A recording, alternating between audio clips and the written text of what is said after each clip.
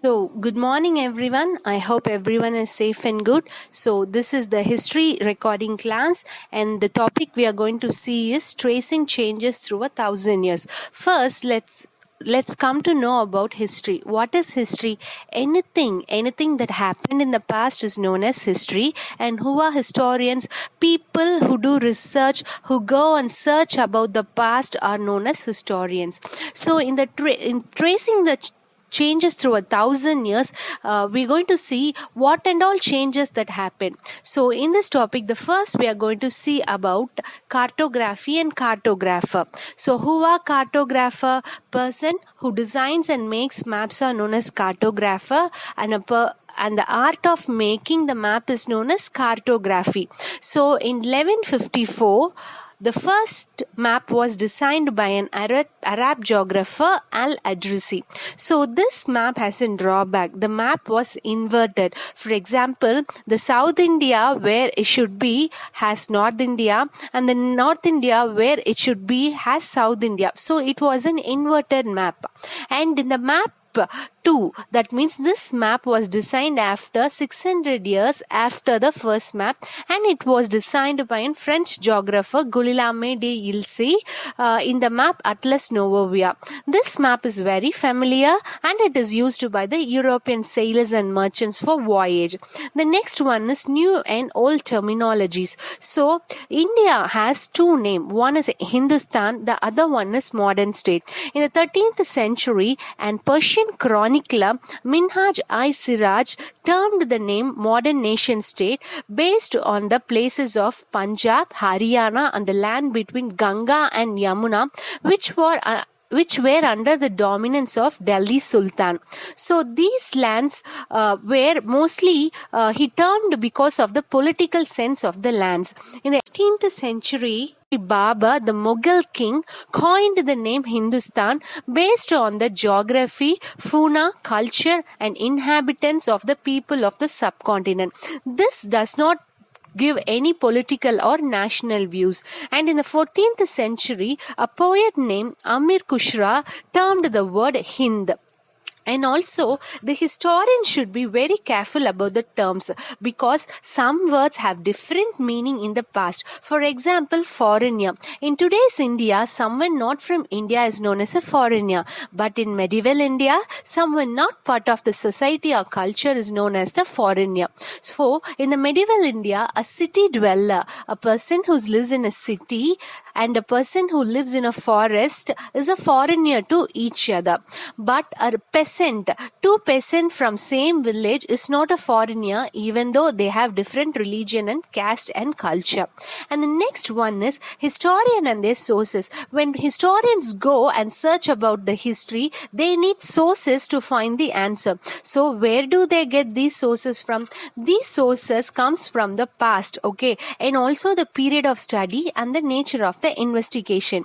Mainly the source of the historians are coins, inscription, architecture, and textual record. So when days passed by, the inscriptions and manuscripts are replaced by papers, because paper become very cheap and available, and people used papers to write holy text, chronicle of ruler, letters, teaching of saints, petition, judicial records, and etc.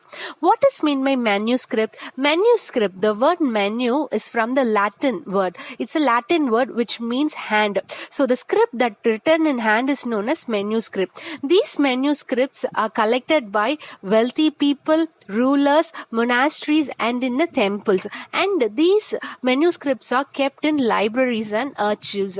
So only the manuscript is detailed infos of historians. But this manuscript has different type of version, because the original manuscripts were destroyed, and only the versions of manuscript that were copied were there. For example, a person who copies the original manuscript is known as a scribe, scribe, and the script is known as the scribes. So there was no printing press in those days, so the scribes copies the manuscript in hands.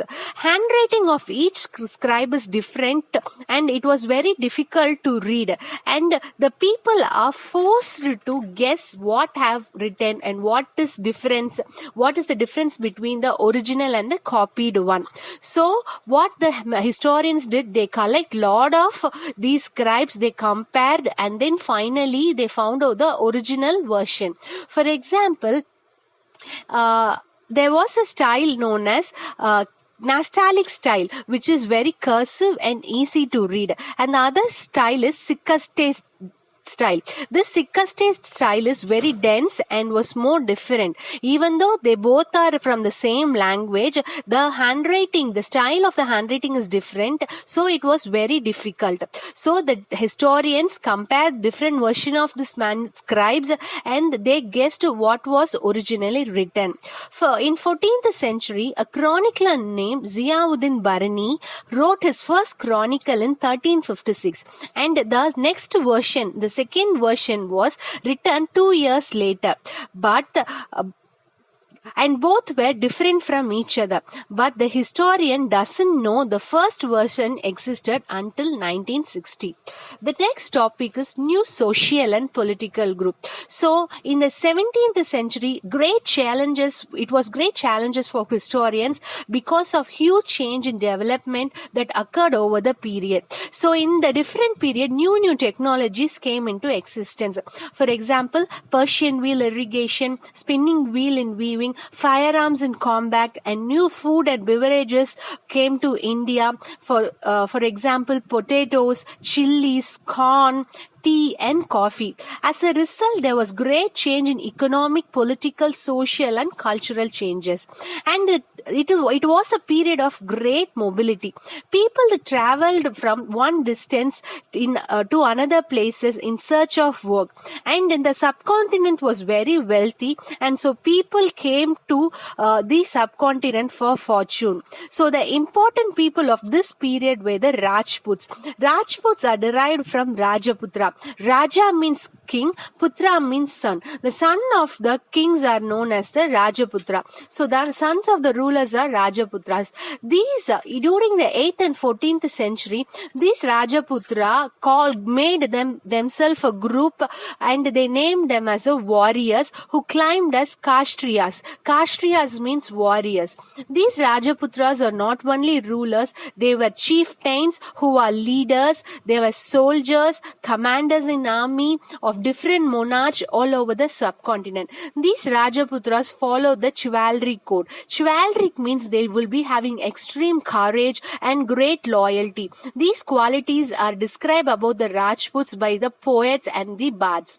So the other people who lived in this period are the Marathas, Amos, Sikhs, Jats and Kayasthas. They were the politically important people. And in this time, the forest dwellers migrated from their place and started coming to live in the city. They started doing agriculture, and the changes were very fast. This change habitat made forest dweller to migrate, and they started becoming peasants, and they started influencing regional market, chieftain, priests, monasteries and temple.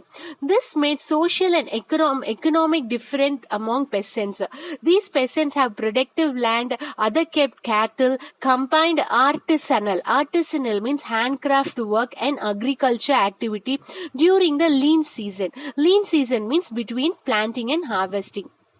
The society was differentiated. People grouped themselves into jatis, which is known as subcaste, and ranked on their background and occupation. For example, the priests themselves named them as Brahmins, and they were said to be the higher caste.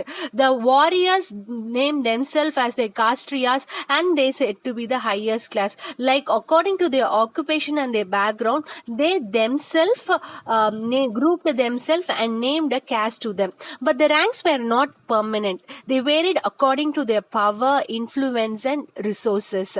And these people were controlled by the member of jatis. These jatis frame own rules and regulation and to manage conduct of the members.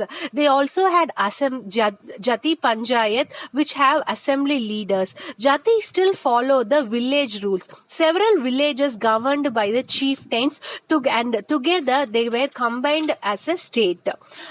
So that's all for the today's topic. I hope you understand. Let's see in the next class. Thank you all.